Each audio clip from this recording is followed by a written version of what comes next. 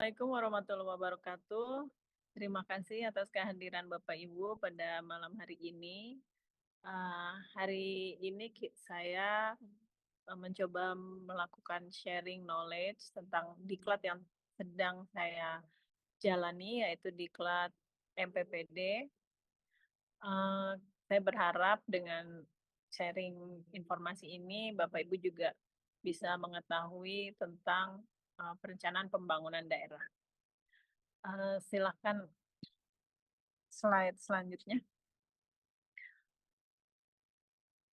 Jadi perencanaan pembangunan, daerah itu harus ada kesesuaian dengan, prioritas pembangunan di nasional.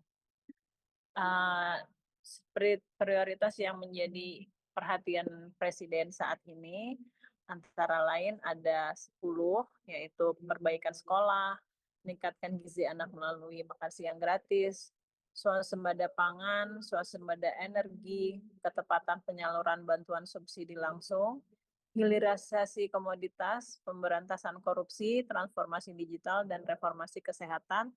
Terakhir adalah pertahanan dan penegakan hukum, narkoba, judi online, penyelundupan, kebocoran anggaran. Dari seluruh itu kita akan mencari mana yang menjadi prioritas di DKI Jakarta. Uh, Perencanaan ini diawali dengan visi Indonesia Emas, yaitu visinya ada 5, yaitu negara Nusantara berdaulat, maju, dan berkelanjutan. Yang pertama adalah pendapatan per kapita setara dengan negara maju. Yang kedua adalah kemiskinan menuju 0% dan ketimpangan berkurang. Ketiga adalah kepemimpinan dan pengaruh di dunia internasional meningkat. Keempat adalah daya saing sumber daya manusia meningkat. Dan terakhir adalah intensitas GRK menurun menuju net zero emission. Selanjutnya, kemudian akan dibutuhkan strategi yang besar untuk mencapai visi Indonesia tersebut.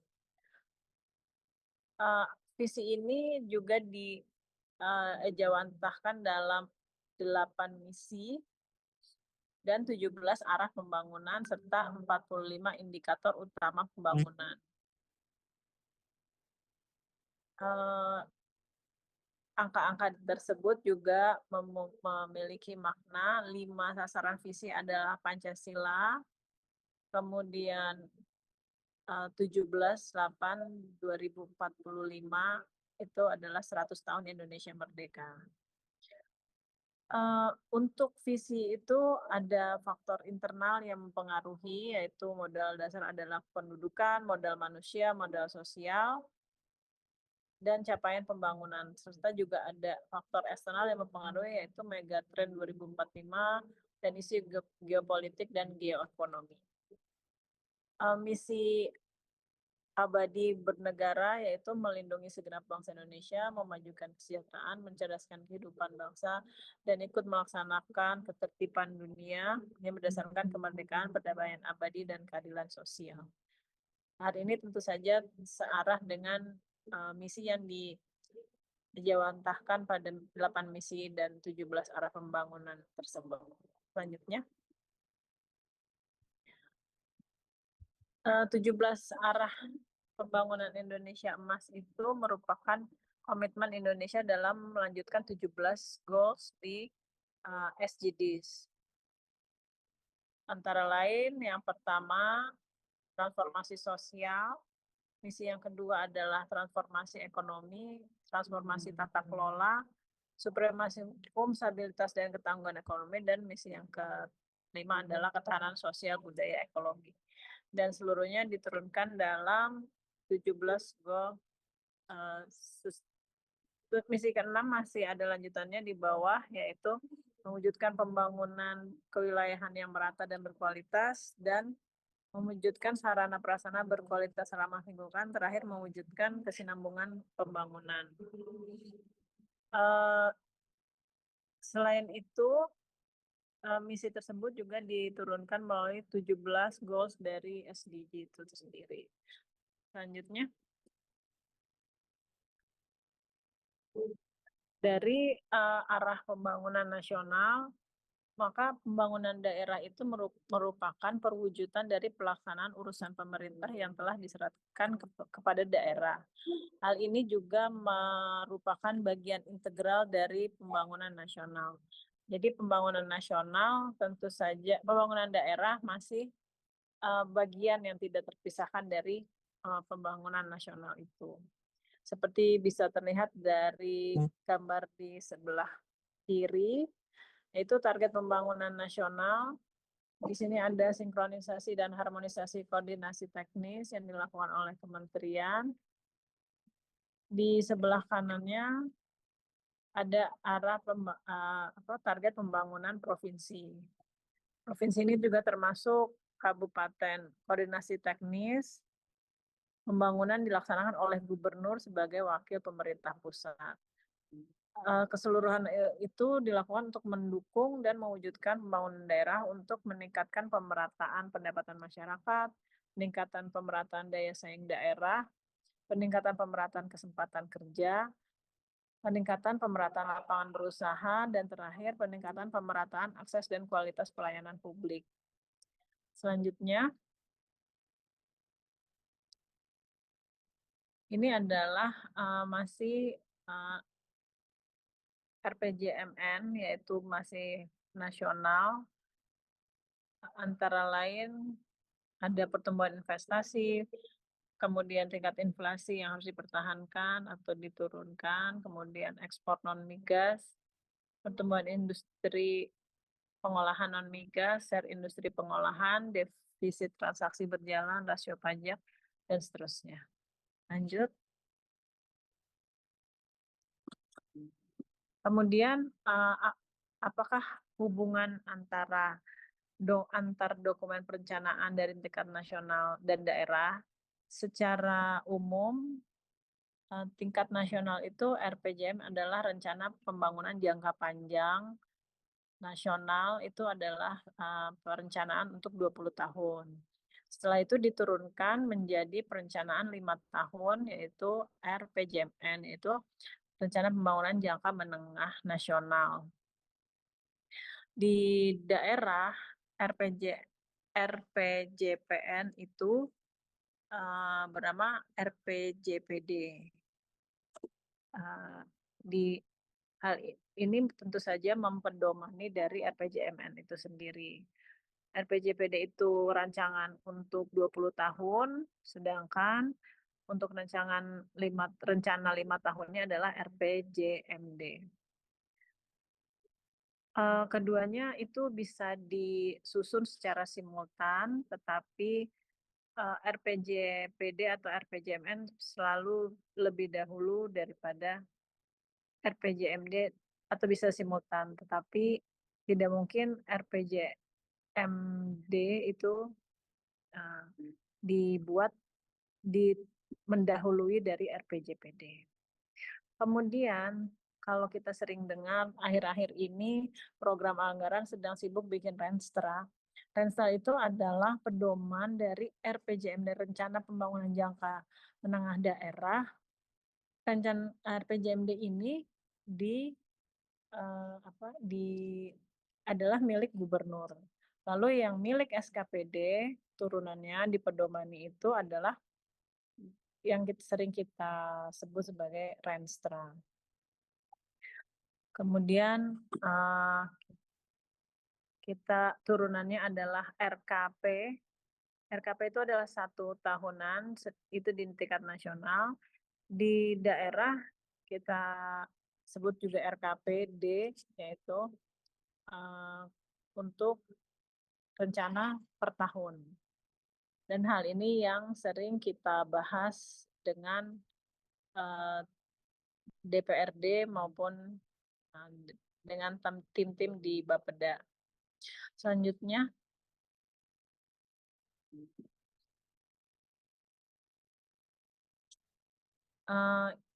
Ini hampir sama keterkaitan tahapan penyusunan RPJMD dan Renstra. Jadi memang pertama itu dari tahap persiapan, penyusunan rancangan awal, terus kemudian jadi rancangan, ada musrenbang, itu yang sering kita dengar di wilayah, kemudian ada rancangan akhir, dan penetapan perda. Kemudian di sini bisa kita lihat alur bila itu tidak sesuai, kemudian akan dibahas ulang. Selanjutnya, secara lebih bisa ini adalah gambar yang lebih mudah dipahami untuk kita bagaimana kaitan RPJPD dan Dokrenda adalah dokumen perencanaan daerah dan di bawahnya adalah dokumen anggaran.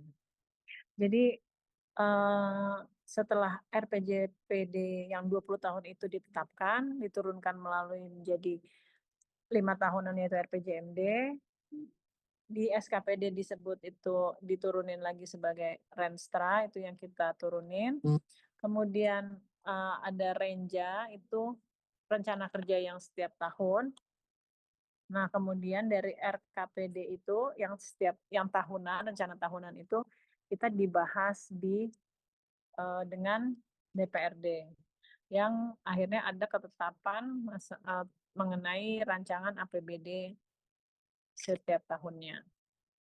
Dan akhirnya dipedomani menjadi DPA yang kita pakai untuk pedoman kegiatan kita. Selanjutnya,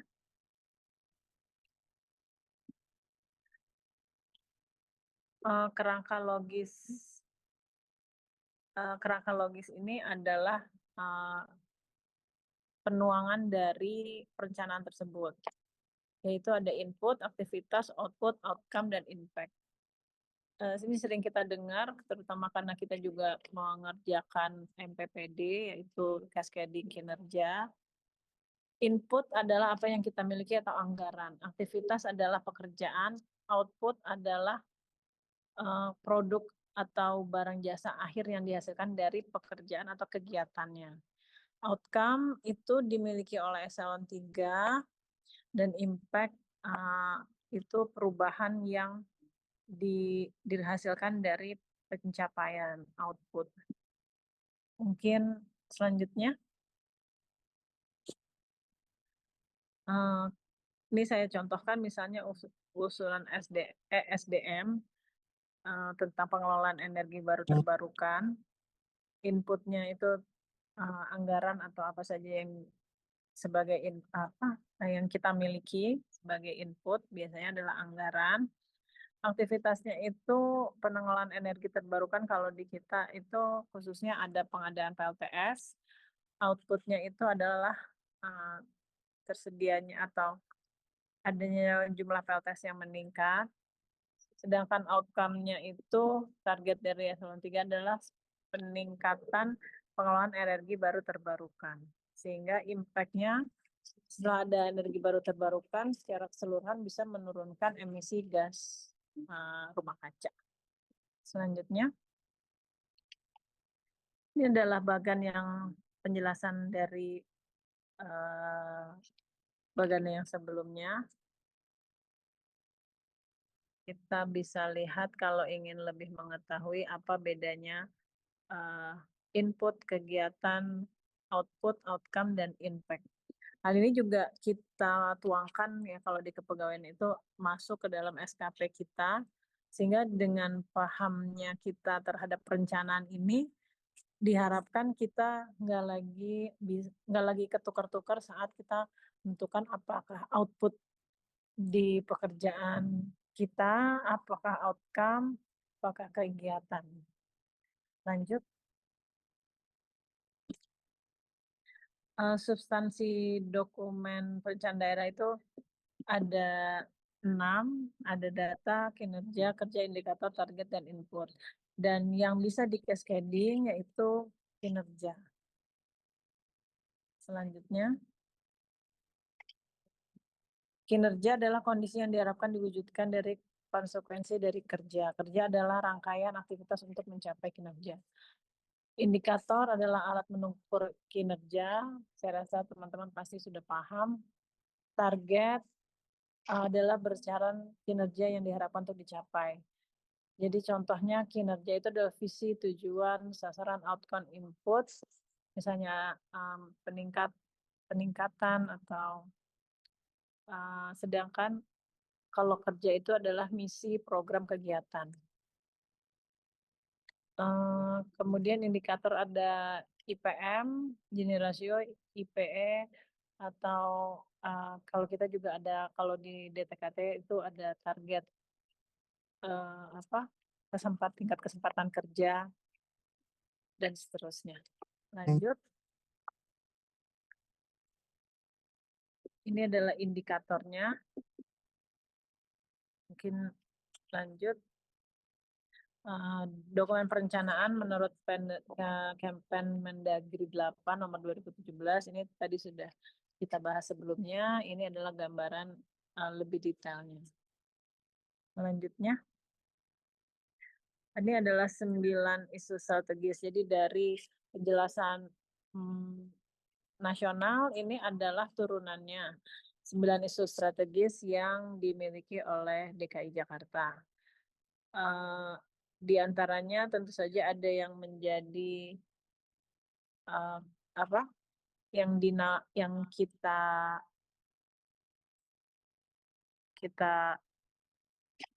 di DTKTE itu sangat berpengaruh gitu ya. Enggak seluruh 9 isu strategis itu kita pakai, tetapi khususnya kita cari yang memang sangat mempengaruhi kinerja kita. Lanjut.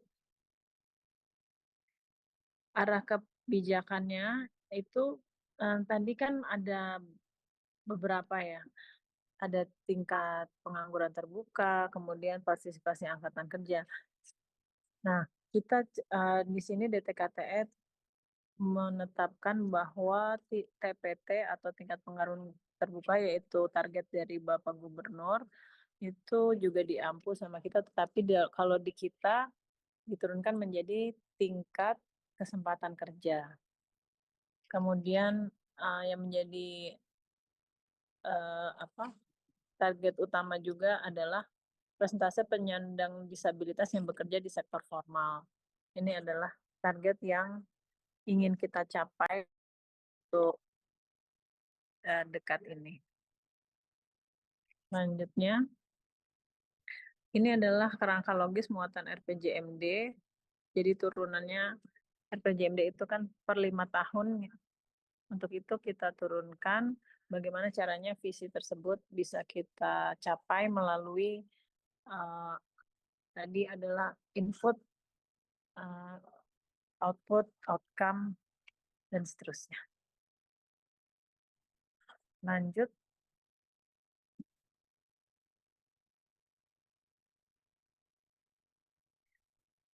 Ini khususnya adalah visi dari Jakarta Kota Global dan Pusat Perekonomian yang berdasarkan kelanjutan dan menyejahterakan seluruh warganya. Visi ini itu harus kita dukung, dan karena kebijakan DKI Jakarta itu tidak memperbolehkan masing-masing SKPD memiliki visi sendiri. Jadi kita benar-benar berkolaboratif dan kita mendukung satu visi gubernur, satu visi kota kita tercinta itu Jakarta Kota Global. Kemudian turunannya dalam misi ini ada beberapa. Selanjutnya, di Dinas Tenaga Kerja sendiri yang sebelah kanan adalah susunan organisasi kita. Dinas Tenaga Kerja itu memiliki tugas penyelenggaraan fungsi pemerintahan. Kita ada 3 urusan bidang, yaitu bidang tenaga kerja, bidang transmigrasi, dan urusan bidang ESDM. Yang diturunkan dengan 6 program di tenaga kerja, 21 kegiatan, dan 52 sub kegiatan. Di bidang transmigrasi 1 program, 1 kegiatan, 3 sub kegiatan. Dan terakhir di ESDM itu ada 2 program, 6 kegiatan, dan 15 subkegiatan. Lanjut.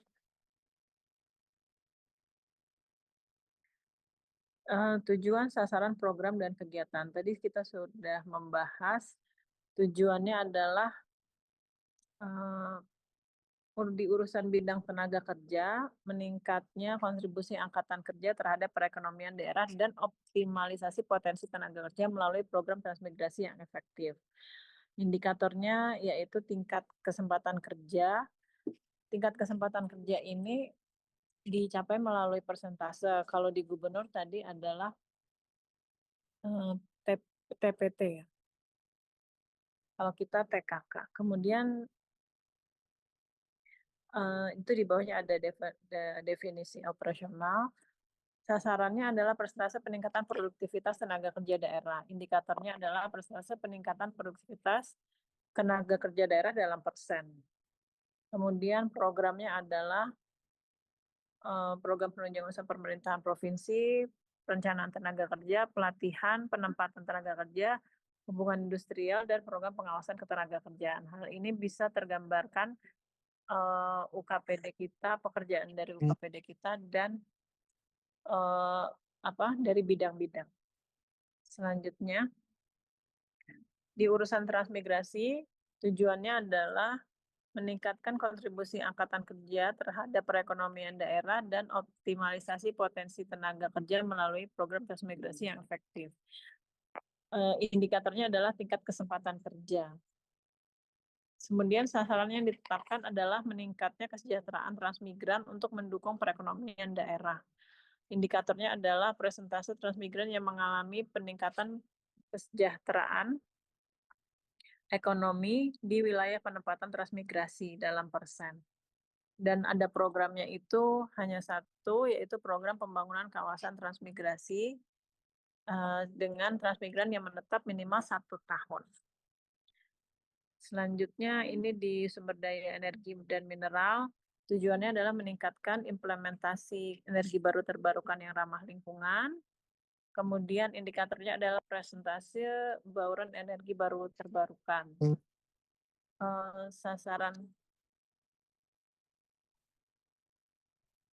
Sasarannya adalah meningkatkan pembangunan daya listrik dari pembangkit berbasis energi baru terbarukan. Indikatornya adalah jumlah dari energi baru terbarukan megawatt. Programnya adalah pengelolaan energi baru terbarukan dan pengelolaan ketenaga listrikan. Pengelolaan energi baru terbarukan ini kita ada salah satunya adalah pembangunan PLTS, yang lainnya juga ada kontribusi dari pihak swasta. Demikian yang bisa saya sampaikan. Terima kasih atas partisipasinya. Sebelum ditutup, mungkin ada tanya jawab, boleh. Silakan Bapak Ibu.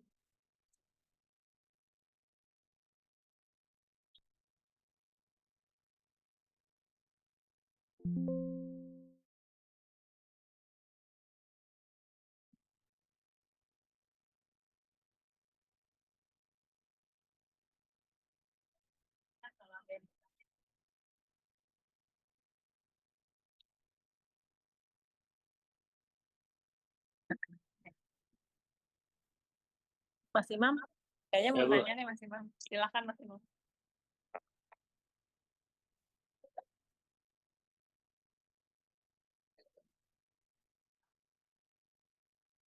Saya mau tanya ya Bu tentang energi kali ya. Boleh. Menurut RPJMD kita tentang energi kedepannya seperti apa? Hanya kita ada kayak seperti macam 2 pengolahan gitu. Kalau kayak listrik kita kan ada PLN juga. Ke depan kira-kira dari kita seperti apa itu? Energi listrik ya. Baik, terima kasih atas pertanyaannya. Memang target penurunan emisi gas rumah kaca tadi kalau kita lihat di tujuan di nasional pun juga ada ya, kalau di atas tuh tadi kita lihat. Jadi memang penurunan emisi rumah kaca itu sudah disepakati secara internasional. Di seluruh dunia itu kita harus ikut dalam kegiatan tersebut. Di Jakarta sendiri memang energi baru terbarukan itu banyak macamnya, ada PLTS, ada Bayu, ada angin, air ya. Tapi di Jakarta sendiri kita baru bisa memakai PLTS sebagai energi baru terbarukan yang ramah lingkungan yang bisa kita kegiatan yang bisa kita adakan. Tetapi ini pun tentunya tidak menjadi target, tidak bisa memenuhi target secara full kita dukung sendiri. Tentu saja tadi saya sampaikan bahwa pihak swasta juga sangat berperan aktif untuk melakukan penggunaan energi baru terbarukan tersebut ya, energi terbarukan. Jadi bagaimana kita sebagai pemerintah ini bisa menjadi